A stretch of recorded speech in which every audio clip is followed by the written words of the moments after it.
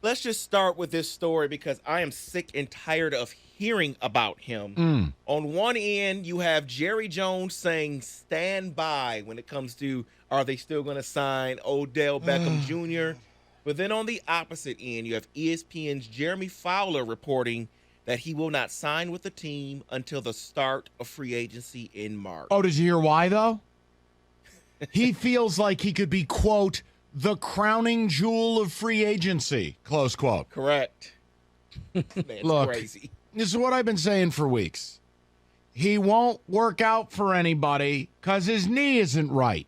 No team, not even one with crazy-ass Jerry Jones, is going to give you a multi-year deal when they don't know the structural integrity of your knee. And second of all, in what world is Odell Beckham Jr. in his 30s on a blown-out knee, and he's a complete pain in the ass, going to be the crowning jewel of free agency? What? As a matter of fact, he is starting to look more and more like Terrell Owens the final years, where everybody kept saying, oh, T.O. could come back and play here. He could play there. And it's been about 14 years later, and he's still trying to get back into the NFL. No, I don't. What about Barry to the Niners? Rumors are strong. No, Barry to the Dolphins. Barry could still play. It was like 2006. He could go to the Dolphins with Marino. That didn't work out. Next. Let's go over here to Baltimore. Oh, really, it's about the AFC North division here. We got the Baltimore Ravens and the Cincinnati Bengals neck and neck. Bengals. They're 9-4 right now. But what I want to know is because J.K. Dobbins returned from a 6-game injury absence and rushed for 120, including a touchdown, 8 yards per carry. Is he the reason and who is going to win the division? No. I mean, look, it helps because they've never had a healthy backfield this year. But, David, the problem is the Bengals, to me, Rico, they look all the way back. Yeah. The O-line is gelled. Weekly Adoromo shout-out because the defense is legit. They're just complete. They're put together. Yep. And Burrow is Mahomes. Yeah. Mahomes is Burrow. And no Lamar for Baltimore. Cleveland is struggling. Pittsburgh, I don't know what you get out of that. Baltimore's going to lose to the Browns this weekend. Wow. Got you covered. You're looking at, right now Cincinnati is kind of like Minnesota in the North. They're just pulling away from everybody. Feels that way. And by the way, they've got a date with the Bills coming up. Now, this weekend they're in Tampa. Little dicey. That's a little trappy. But they've got the Bills. Is there a new? Because I think Tampa is done. I'm with you. If Brady wasn't on that team, I think we would all say. Why is it 3.5?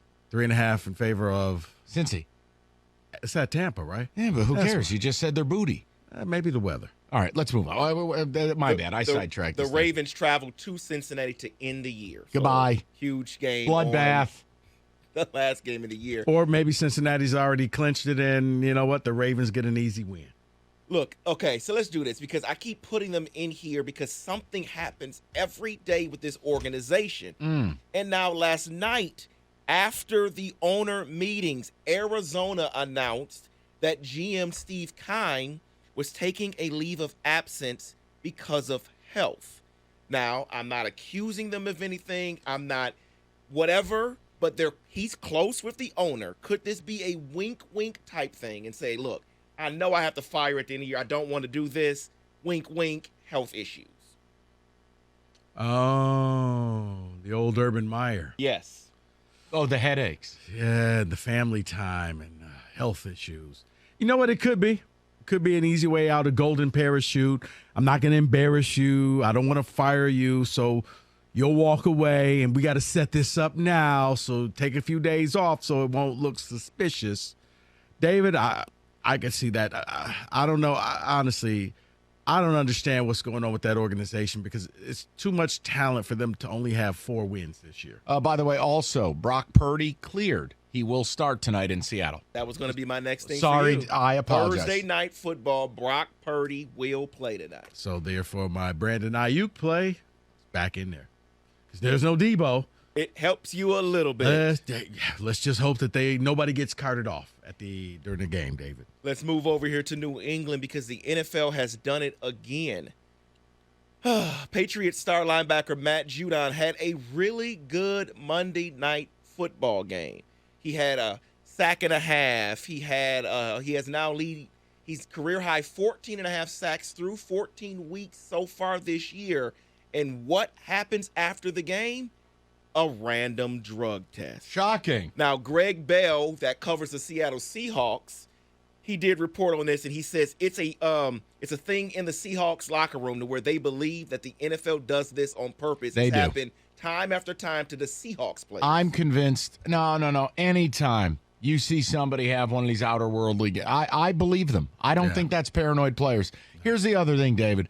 It's pretty well known in the NFL. You know when the drug test is coming through. Yep. So when the random ones happen and it's in a spot like that, come on. You know. They're thinking you took that little bit of the ooh-wee pregame, and that's why you had this great game. Let's move over here to Miami because Tyreek Hill's talking. He was on Club Shay Shay. That's the podcast that Shannon Sharp has. Must have missed it. And he gave his reasonings on why he left Kansas City. He says, it got like that probably like the middle of last season to where I was getting targets 2 times, 3 times. And then in meetings, my coach would say, we have to get you more involved. So then he contacted his agent during the season. And he said, quote, bro, I've got to get out of here. Well, Tyreek Hill, you must be lying because you ended the season with a career high 159 targets by more than 20 ever in your career before. Why can't a player just be honest and say, look, it was about the money. They weren't paying me, and I just wanted the money. Because if you do, you look greedy. You look like you're the bad guy. And, David, we live in a world where everybody needs to feel special and everybody needs people to like you, and you don't want to be the villain. If you say it's about the money, you're shady, you're a mercenary. And Here's the bottom line, though. Here's the defense mechanism. Rico, I don't think Chiefs are going to pay him. No. If the Chiefs aren't going to pay you and somebody else is, I can't say that about you. Right, but, just say that, Just say it, though. Well, you know what? I got a better deal someplace else. I wanted to stick around. Chiefs didn't want to pay me, but this is one of those, well, you're on the podcast, you want to look cool, and, it wasn't me. I wanted to stay the whole time, but it was the Chiefs just mismanaged me. Then let's close it out with this here because I think you all probably will agree with me here. We have seen the last of Matthew Stafford in the NFL. Wow. Look, if I say yes, I'm speaking on things that have nothing to do with football. But I also think Sean McVay may walk away. I don't, David, I don't know. Combination of things in L.A. Campbell Soup commercials that lucrative? No, it's just he just got married. They want to start a family. This team's about to be pure gutter juice.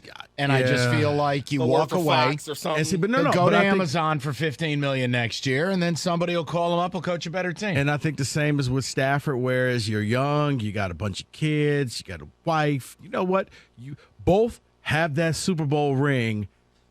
Let's not stick around too long. It changes everything. And Stafford's gig at Amazon is right there when you got your left tackle that's working for them. Yeah, but who the hell wants to hear him? Do you want to hear Matt Stafford? No, I'm good. I mean, at least who wants pizza? No. At least the Peyton brothers are funny, ironically. Like they're nerds, but they embrace being the nerd. Like Stafford still thinks he's cool, and he's not. So he has no personality. We saw that here in Detroit. What did he do? Nothing. He did absolutely nothing, and that is in football today.